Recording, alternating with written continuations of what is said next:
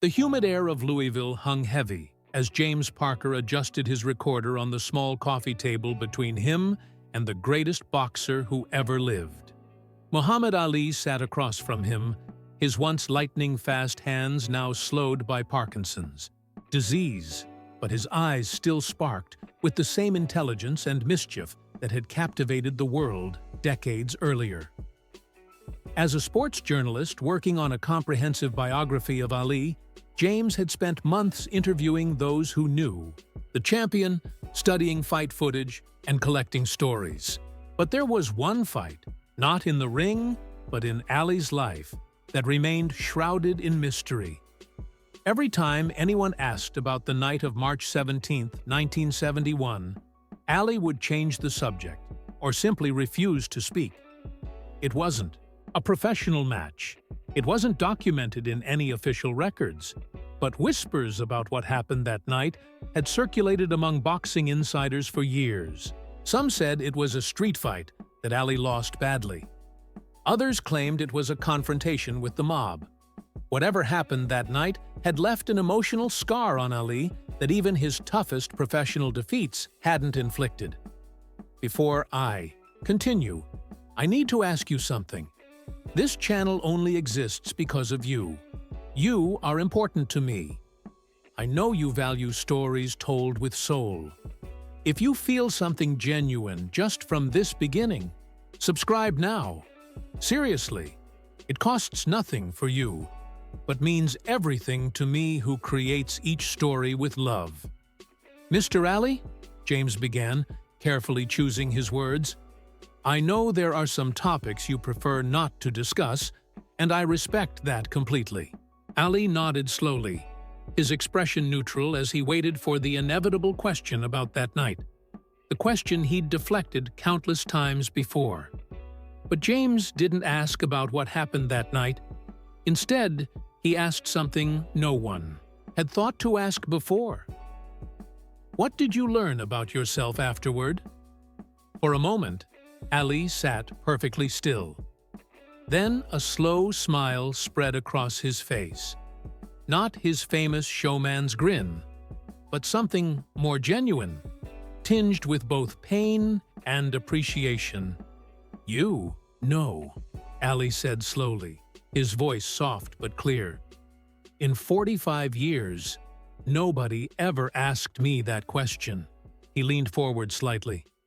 They always want to know what happened, who won, who lost. Nobody ever asked what I learned. He tapped his temple with a finger. That's the only part that matters, young man.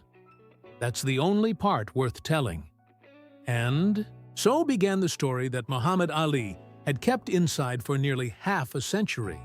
Not a tale of physical combat, but of an internal struggle that tested his character far more profoundly than any opponent in the ring ever could. In early 1971, Muhammad Ali was at a strange crossroads in his life. He had recently returned to boxing after a 3-year forced hiatus, punishment for his refusal to be drafted into the Vietnam War. Though he had been stripped of his heavyweight title and denied the prime years of his athletic career, Ali remained defiant, his conviction unshaken. I was still the people's champion, Ali told James, his eyes looking past him to a distant memory. But I was angry, so angry at what they had taken from me. This anger fueled his training as he prepared for the fight of the century against Joe Frazier, scheduled for March 8th. The media frenzy was unprecedented, with Ali playing the villain to Frazier's hero, a deliberate strategy that nonetheless took an emotional toll on both men. I said things about Joe I shouldn't have said, Ali admitted, shaking his head. Called him ugly. Called him an Uncle Tom. In my mind, I was just selling tickets, doing what I always did. But Joe, he took it to heart. When Frazier defeated Ali by unanimous decision after 15 brutal rounds, it was Ali's first professional loss. The physical punishment was severe. Ali's jaw was swollen to twice its normal size, and he spent time in the hospital afterward. But But the emotional blow was even more devastating. "I had built myself up so high," Ali said. "Told myself and the whole world that I was the greatest, that I couldn't be beat. My mouth had written a check my body couldn't cash. And that's a terrible feeling, son. Terrible." 9 days after that historic defeat, still nursing his injuries and his wounded pride, Ali was in Chicago for a charity event. He had insisted on keeping his commitments despite his team's concerns that he needed more rest. That evening, a local boxing trainer named Raymond Jackson approached Ali at the event.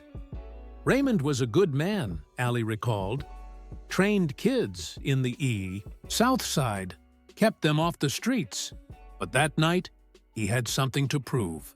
Raymond had publicly supported Joe Frazier before the big fight and had made comments suggesting Ali had been overrated his entire career.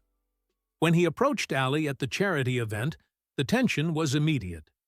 Witnesses later said Raymond was respectful but firm, extending his hand and telling Ali that despite their differences of opinion, he respected him for standing up for his beliefs about the war. "I should have shaken his hand," Ali said, his voice dropping to almost a whisper. "That's what Muhammad Ali should have done."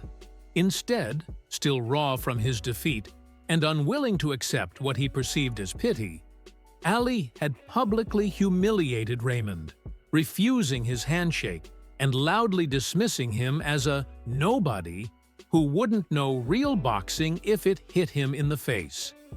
"I was Muhammad Ali," he told James with a sad smile. "I thought that meant I could treat people however I wanted. I thought being great in the ring made me great everywhere else, too." The confrontation might have ended there, but Raymond had responded with quiet dignity. "I train champions too, Mr. Ali. Not world champions, but champions of their own lives. If you ever want to see what real courage looks like, come to my gym tomorrow. No cameras, no reporters, just you." It was a challenge Ali couldn't refuse.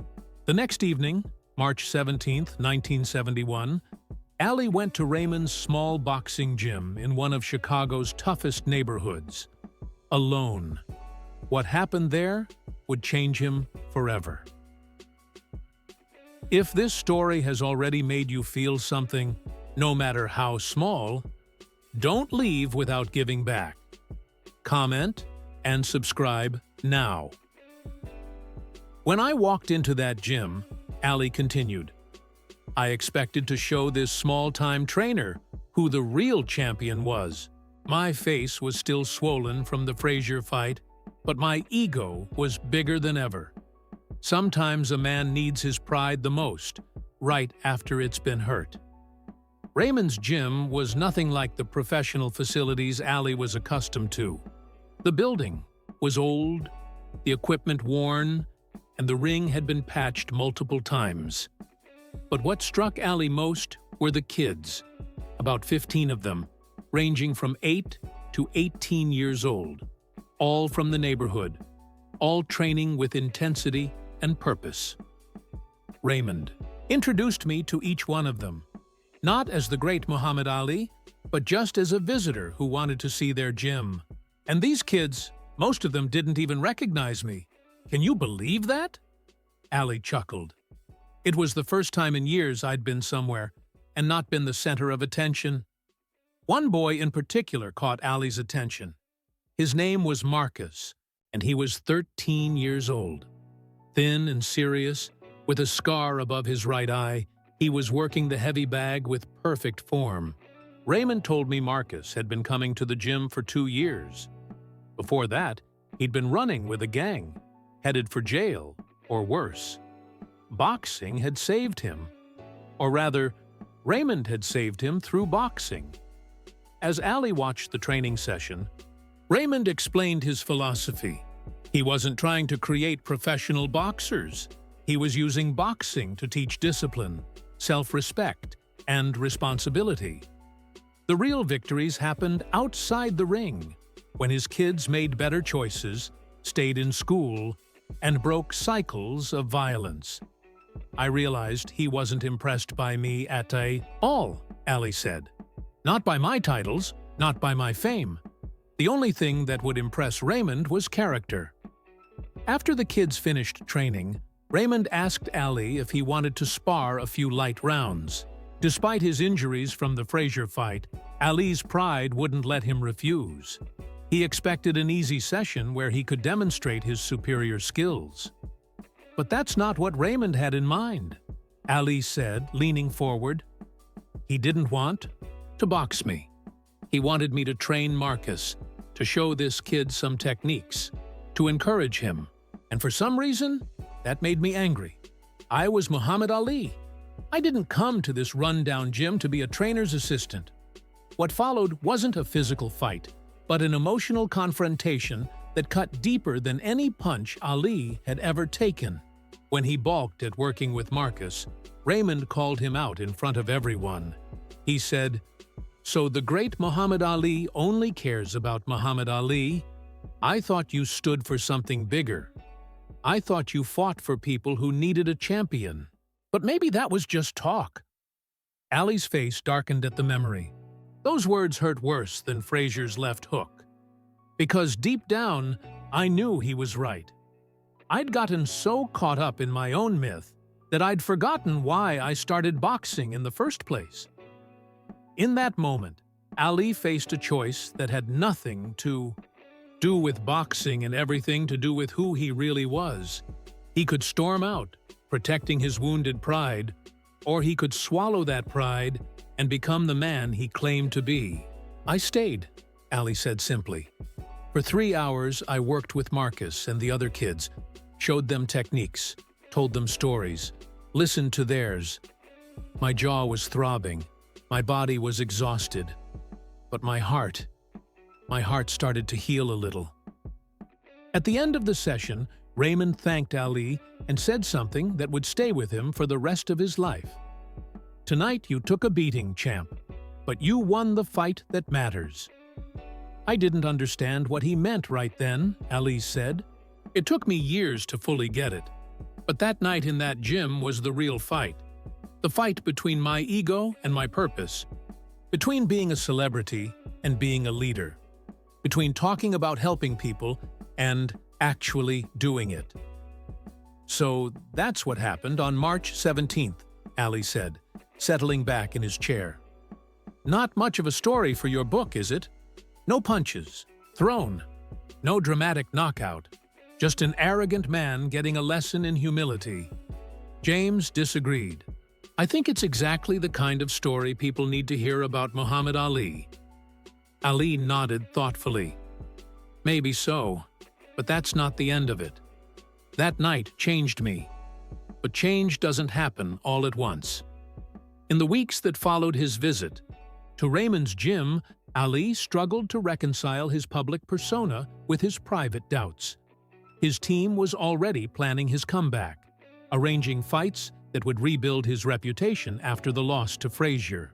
The boxing world expected him to return with the same brash confidence, the same poetic predictions of victory. "I went back to being Muhammad Ali, the showman," he admitted. But something was different inside. I kept thinking about those kids in the gym, about Raymond's words. I kept wondering if I was really fighting for something bigger than myself. 3 months after his visit to the Chicago gym, Ali was in Detroit for a fight against Jimmy Ellis. The night before the match, he slipped away from his entourage and visited another community boxing gym in one of the city's poorest neighborhoods. "No cameras, no reporters," Ali said. "Just me, looking for something I'd felt in Raymond's gym." This time, Ali didn't wait to be asked. He jumped right in, working with the young boxers, sharing his knowledge, listening to their stories. He did the same thing in Los Angeles, in New York, in Philadelphia, quietly building a network of community gyms and trainers who were using boxing to change lives.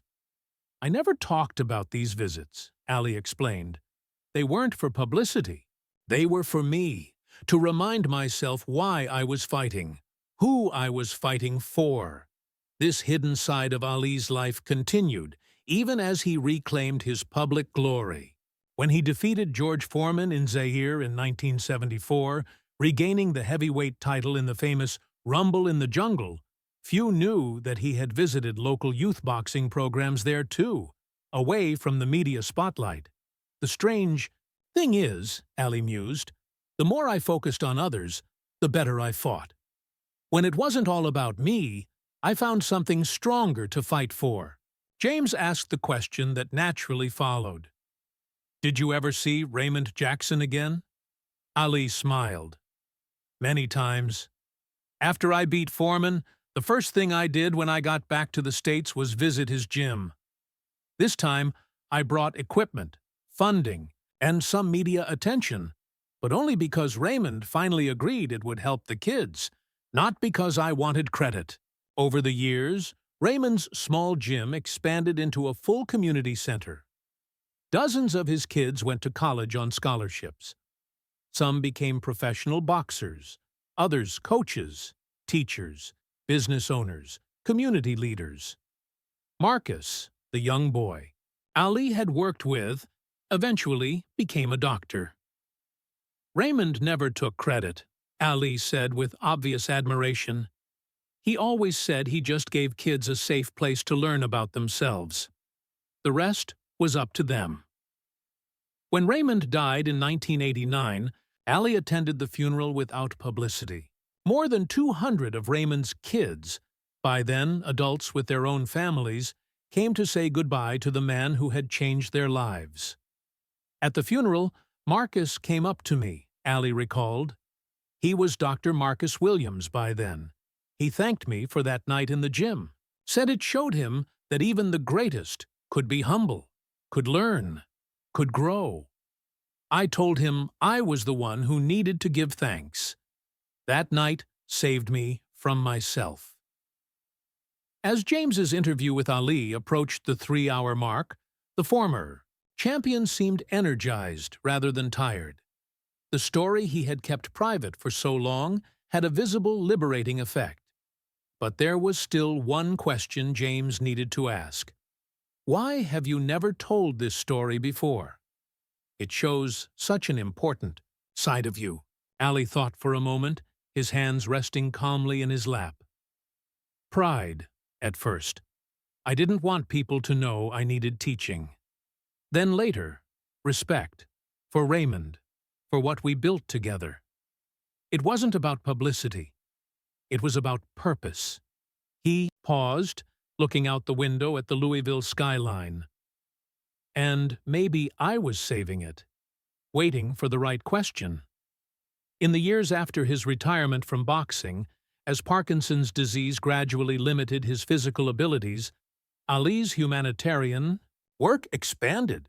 He negotiated hostage releases in Iraq, delivered medical supplies to Cuba, raised millions for Parkinson's research, and became a UN messenger of peace. To the public, this transformation from controversial figure to beloved global humanitarian might have seemed surprising. People act like I changed completely, became a different person, Ali reflected. But it wasn't like that.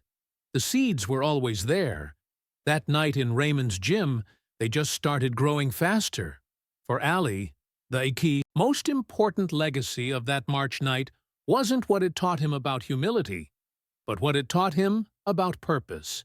He had entered boxing after his bicycle was stolen as a child, channeling his anger and frustration into discipline and determination. Along the way, as fame and fortune grew, that original purpose had sometimes gotten lost beneath the celebrity. Raymond reminded me that we're all fighting for something, Ali said. The question is whether it's something small, like your own glory, or something big, like justice. The biggest fights don't happen in rings with thousands watching. They happen in moments of choice, when nobody's watching but your own conscience.